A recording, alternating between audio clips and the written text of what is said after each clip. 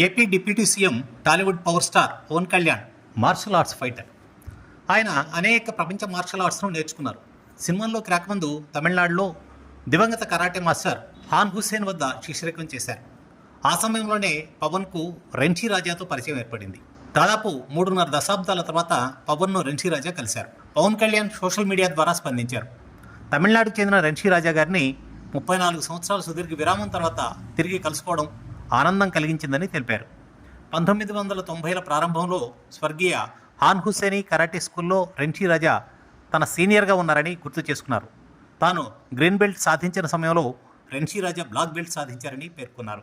She హాన్ హుస్సేని ఆశయాలను wrench రాజా ముందుకు తీసుకువెళ్తూ తాము శిక్షణ పొందిన పాఠశాలకు ఇప్పుడు నాయకత్వం వహించడం తనకు ఎంతో సంతోషాన్ని కలిగించిందని పవన్ తెలిపారు.